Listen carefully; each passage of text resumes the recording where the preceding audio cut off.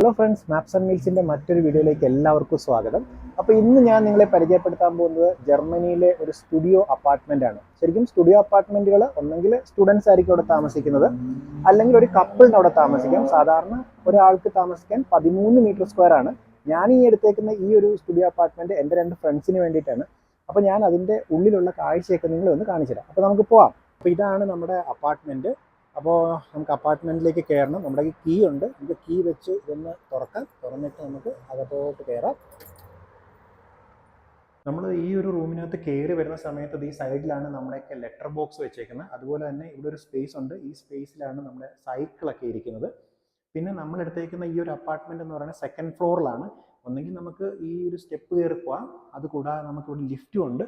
അപ്പോൾ നമുക്ക് ലിഫ്റ്റ് വഴി പോവാം. ഇതാണ് നമ്മുടെ ലിഫ്റ്റ് എന്ന് പറയുന്നത്. നമുക്ക് ലിഫ്റ്റ് വഴി പോകാം.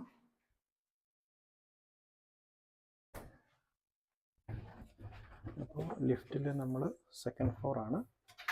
അങ്ങനെ നമ്മൾ സെക്കൻഡ് ഫ്ലോറിലെത്തി. നമ്മുടെ റൂമിലേക്ക് പോകണം. ഇതുണ്ട്, ഇവിടെ എല്ലാം ചെറിയ ചെറിയ സ്റ്റുഡിയോ അപ്പാർട്ട്മെൻറ്റുകളാണ്. ഈ ബിൽഡിംഗ് ഫുള്ള് സ്റ്റുഡിയോ അപ്പാർട്ട്മെൻറ്റുകളാണ്. അപ്പോൾ നമ്മളെടുത്തേക്കുന്ന റൂം ഇത് ഇവിടെയാണ്. ഈ ഒരു റൂമിലോട്ടാണ് നമ്മൾ പോകുന്നത്. റൂം തുറക്കാം.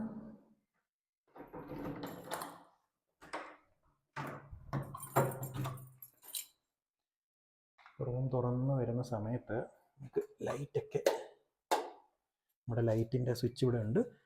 നമ്മൾ ലൈറ്റൊക്കെ ഇട്ടു. കയറി വരുന്ന സമയത്ത് നമുക്കത് ഇങ്ങനൊരു ഇടനാഴി കാണാം. ഇവിടെ നമുക്ക് കുറച്ച് സാധനങ്ങളൊക്കെ വേണമെങ്കിൽ വെക്കാം. വരുന്ന സ്ഥലത്താണ് നമ്മുടെ ഈ ഒരു ടോയ്ലറ്റ് ഉള്ളത്. ഞാൻ ടോയ്ലറ്റിൻ്റെ ഉൾവശമൊക്കെ ഒന്ന് കാണിച്ചു തരാം.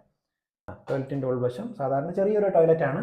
ഇവിടെ നമുക്കത് ബാത്ത് ടബുണ്ട്. പിന്നെ അത്യാവശ്യം ചെറിയ ലൈറ്റിങ്സ് ഒക്കെ ഉള്ള ഒരു സ്മോൾ ടോയ്ലറ്റ്. പിന്നെ ഇതിനകത്തും ഹീറ്റിംഗ് സിസ്റ്റം ഒക്കെ ഉണ്ട്.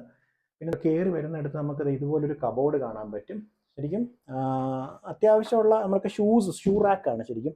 ഇവിടെ നമുക്ക് ഷൂ റാക്കൊക്കെ വെക്കാം. പിന്നെ ഈ ഒരു ചെറിയ സൈഡിൽ നമുക്ക് സാധനങ്ങൾ വെക്കാം. അതുകൂടാതെ ഇവിടെ ഒരു വലിയ കബോർഡുണ്ട്. അതെ, ഇതിനകത്ത് നമുക്ക് നമ്മുടെ ക്ലോത്തൊക്കെ വെക്കാൻ പരുവത്തിലുള്ളതാണ്. അപ്പോൾ ഓവറോൾ നമ്മൾ ഈ ഒരു ഭാഗത്ത് വരുമ്പോൾ ഇത്രയുമാണ്. ഈ ഒരു ഇടനാഴിയിൽ ഇത്രയും കാര്യങ്ങളാണ് ഉള്ളത്. പിന്നെ അതെ, ഇവിടെ കുറച്ച് മിററൊക്കെ ഉണ്ട്. ശരിക്കും ജർമ്മനിയിലുള്ള വീടുകളിൽ ഇടനാഴി വെക്കുന്നത് എന്തിനാണെന്ന് ചോദിച്ചു കഴിഞ്ഞാൽ വിന്റർ സമയത്ത് വിന്റർ ക്ലോത്തുകളൊക്കെ വെക്കാൻ വേണ്ടിയിട്ടാണ്. നമുക്ക് ജാക്കറ്റും കാര്യങ്ങളൊക്കെ ഇതിനകത്ത് വെക്കാൻ വേണ്ടിയിട്ടാണ്. നമ്മൾ വിന്റർ സമയത്ത് കയറി വരുമ്പോൾ ചിലപ്പം മഞ്ഞായിരിക്കും, കാല് ഷൂസൊക്കെ നനഞ്ഞിരിക്കുന്ന സമയമായിരിക്കും. അപ്പോൾ അതെല്ലാം നമ്മൾ വെച്ചിട്ട് വേണം റൂമിൽ കയറാൻ വേണ്ടിയിട്ട്. അതിന് വേണ്ടിയിട്ടാണ് ഇങ്ങനൊരു സെറ്റപ്പ്, ഈ ഒരു ഇടനാഴി പോലെ ഇവിടെ ചെയ്തു വെക്കുന്നത്. ഇതാണ് നമ്മുടെ ആ ഒരു സ്റ്റുഡിയോ അപ്പാർട്ട്മെൻറ്റിലെ റൂം എന്ന് പറയുന്നത്. കയറി വരുന്ന സമയത്ത് ഇവിടെ നമുക്കൊരു ടേബിള് കാണാം. പിന്നെ ഇതാണ് ശരിക്കും ഹാളും എല്ലാം കൂടി ഉള്ള ഒരു സ്റ്റുഡിയോ അപ്പാർട്ട്മെൻ്റ് ആണ്. ഇവിടെ അത്യാവശ്യം ഇപ്പോൾ ബെഡൊന്നും ഇല്ല. അതിന് പകരം നമുക്ക് ഈ ഒരു സോഫയാണ് ഇപ്പോൾ ഉപയോഗിക്കേണ്ടത്. പിന്നെ ഇവിടെ കയറി വരുന്ന സമയത്ത് നമുക്ക് ഇങ്ങനെ ഒരു ചെറിയ ഫ്രിഡ്ജുണ്ട്. ഇതാണ് ഫ്രിഡ്ജ്. കൊച്ചു ഫ്രിഡ്ജാണ്, വലിയ ഫ്രിഡ്ജൊന്നും അല്ല, അത്യാവശ്യം ചെറിയൊരു ഫ്രിഡ്ജാണ്. പിന്നെ ഇത് മുകളിലിരിക്കുന്നത് എയർ ഫിൽറ്ററാണ്. പിന്നെ ഒരു അത്യാവശ്യം വലിയൊരു TV, പിന്നെ ഒരു ടേബിള്, ഒരു ചെയറ്, പിന്നെ ഹീറ്റിംഗ് ഒക്കെ ഉണ്ട്. അത്യാവശ്യം റൂമിനകത്ത് ഹീറ്റിംഗ് ഉണ്ട്. പിന്നെ കൂടാതെ തന്നെ നമുക്കൊരു സ്റ്റുഡിയോ അപ്പാർട്ട്മെൻറ്റ് ആയതുകൊണ്ട് തന്നെ ഈ റൂമിൽ തന്നെ ആയിരിക്കും കിച്ചൺ എന്ന് പറയുന്നത്. അപ്പോൾ നമ്മൾ കിച്ചണിലേക്ക് വരുന്ന സമയത്ത് നമുക്കിത് ഇവിടെ ഒരു ലൈറ്റ് ഉണ്ട്. ലൈറ്റ് ഇടാം. ലൈറ്റ് ഇട്ടിട്ട് നമുക്കിത് ഇലക്ട്രിക് സ്റ്റൗ ആണ് ഇവിടെ ഉള്ളത്. പിന്നെ ഒരു സൈഡിലാണ് നമ്മുടെ ഹോട്ട് വാട്ടറും കോൾഡ് വാട്ടറും ഒക്കെ വരാനുള്ള സ്വിച്ചുകളൊക്കെ ഇരിക്കുന്നത്. പിന്നെ നമുക്കൊരു വാഷ് ബേസിൻ ഉണ്ട്. പിന്നെ നമുക്കൊരു ബാക്ക് ഓവൻ ഉണ്ട്. അത്യാവശ്യം വലിയൊരു ബാക്ക് ഓവൻ തന്നെയാണ്. അതിൻ്റെ സൈഡിൽ നമുക്കൊരു ചെറിയ സ്റ്റോറേജ് സ്പേസ് ഉണ്ട്. പിന്നെ മുകളിലോട്ട് വരുന്ന സമയത്ത് ഇവിടെയും കുറച്ച് സ്റ്റോറേജ് സ്പേസ് ആണ്. ശരിക്കും ഈ ഒരു പാർട്ട് ഫുള്ള് ആ ഒരു കിച്ചണാണ്. നമ്മൾ ആ ഒരു റൂമിനകത്ത് തന്നെയാണ് ഈ കിച്ചൺ ഇരിക്കുന്നത്. പിന്നെ ഇവിടെയും ഈ സൈഡിലും കുറച്ച് കബോർഡുകളൊക്കെ വെച്ചിട്ടുണ്ട്. സെൻറ്ററിൽ ഇതുപോലെ ഒരു ചെറിയ കോഫി ടേബിൾ എന്ന് വേണമെങ്കിൽ പറയാം, അതുണ്ട്. പിന്നെ ഇവിടുത്തെ ഫ്ലോർ നിങ്ങൾ ശ്രദ്ധിച്ചോ, എല്ലാം വുഡൻ ഫ്ലോറുകളാണ്. വുഡൻ ഫ്ലോർ വെക്കാനുള്ള കാരണം എന്ന് വെച്ചാൽ തണുപ്പിനെ റെസിസ്റ്റ് ചെയ്യാൻ വേണ്ടിയിട്ടാണ് ഇങ്ങനെ ഒരു വുഡൻ ഫ്ലോർ വെച്ചിരിക്കുന്നത്. ഈ റൂം കൂടാതെ നമുക്ക് ഇവിടെ ഒരു ബാൽക്കണി ഉണ്ട്. നമുക്ക് ബാൽക്കണി ഒന്ന് തുറന്ന് പുറത്ത് പോയി നോക്കാം എന്തൊക്കെ ഉണ്ടെന്ന്. അപ്പോൾ ബാൽക്കണി അത്യാവശ്യം കുഴപ്പമില്ലാത്ത സൈസിലുള്ള ബാൽക്കണിയാണ്.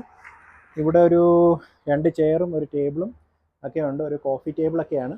അപ്പോൾ ഇതൊക്കെയാണുള്ളത്. പിന്നെ റോഡിൻ്റെ സൈഡാണ്. റോഡിലെ കാഴ്ചകളൊക്കെ നമുക്ക് ഇവിടെ നിന്ന് കാണാൻ പറ്റും. അപ്പോൾ നമ്മൾ ജർമ്മനിയിൽ ഏത് സിറ്റിയിൽ പോയാലും സ്റ്റുഡിയോ അപ്പാർട്ട്മെന്റ് എന്ന് പറയുന്നത് ഈ ഒരു മോഡലായിരിക്കും അല്ലേ? അതെ, എല്ലായിടത്തും ഇതേ മോഡലിൽ തന്നെയാണ് പോകുന്നത്. ശരിക്കും എല്ലാത്തിനും കൂടി ഒരു റൂമേ കാണത്തുള്ളൂ. അതാണ് അതിൻ്റെ പ്രത്യേകത എന്ന് പറയുന്നത്. പിന്നെ അതുപോലെ തന്നെ ഇപ്പം നമ്മൾ ഈ കാണിച്ചൊരു സ്റ്റുഡിയോ അപ്പാർട്ട്മെന്റ് എന്ന് പറയുന്നത് മ്യൂണിക്കില് മെയിൻ സിറ്റി സെന്ററിലുള്ള ഒരു സ്റ്റുഡിയോ അപ്പാർട്ട്മെന്റ് ആണ്.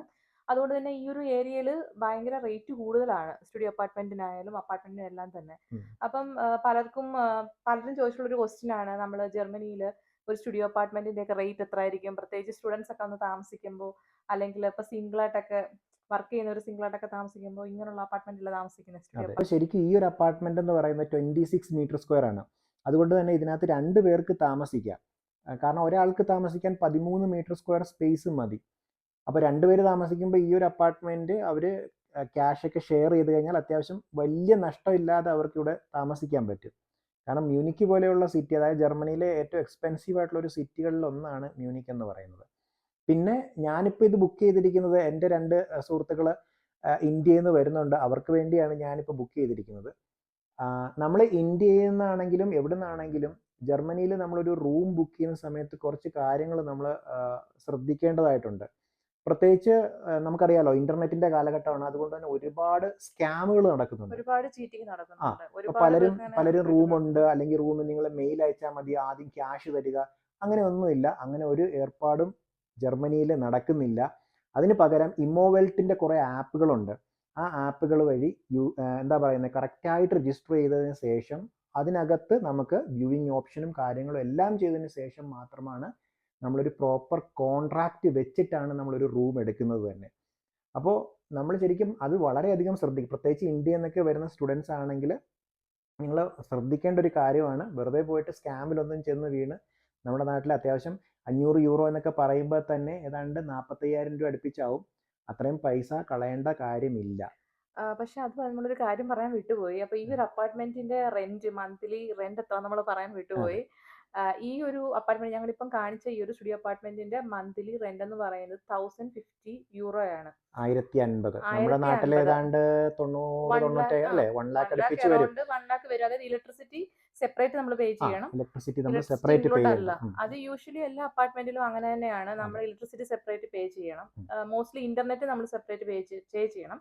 ഇതെന്ന് പറയുന്നത് അപ്പാർട്ട്മെന്റിന്റെ മാത്രം റെന്റ് ആണ്. പിന്നെ ഒരു കാര്യം കൂടെ പറയട്ടെ, ഇത് മ്യൂണിക്ക് സിറ്റിയിലുള്ള, അതായത് മ്യൂണിക്കിലുള്ള അപ്പാർട്ട്മെന്റ് ആയതുകൊണ്ടാണ് ഇത്രയും റേറ്റ്. നമ്മൾ ജർമ്മനിയിൽ മറ്റുള്ള സിറ്റികൾ നോക്കുവാണെങ്കിൽ സ്റ്റുഡിയോ അപ്പാർട്ട്മെന്റ് ഒരു 800, 700 റേഞ്ചിലൊക്കെ കിട്ടും അത് കുറച്ച് ഉൾപ്രദേശങ്ങളിലേക്ക് നമ്മൾ പോകും തോറും റേറ്റ് കുറയും. പക്ഷെ ഇത് സിറ്റി സെന്ററും ആണ്. അതുപോലെ മ്യൂണിക്കിൽ അത്യാവശ്യം അപ്പാർട്ട്മെന്റുകളൊക്കെ കുറച്ച് എക്സ്പെൻസീവ് ആയതുകൊണ്ട് തന്നെയാണ് ഈ ഒരു 1050 യൂറോ ഈ ഒരു അപ്പാർട്ട്മെന്റിന്റെ റേറ്റ് വരുന്നത്. പിന്നെ ഞാനൊരു കാര്യം പറയാൻ വിട്ടുപോയി. നമ്മൾ ജർമ്മനിയിൽ റൂം എടുക്കുന്ന സമയത്ത് നമ്മൾ ഡെപ്പോസിറ്റ് കൊടുക്കണം. ശരിക്കും നമ്മൾ കൊടുത്തേക്കുന്ന റെന്റിന്റെ 3 ടൈംസ്, അതായത് 3 മാസത്തെ റെന്റ് അഡ്വാൻസ്ഡ് ആയിട്ട് കൊടുത്താൽ മാത്രമേ നമുക്ക് കോൺട്രാക്റ്റ് ഫൈനലി സൈൻ ചെയ്ത് കൈ കിട്ടുള്ളൂ.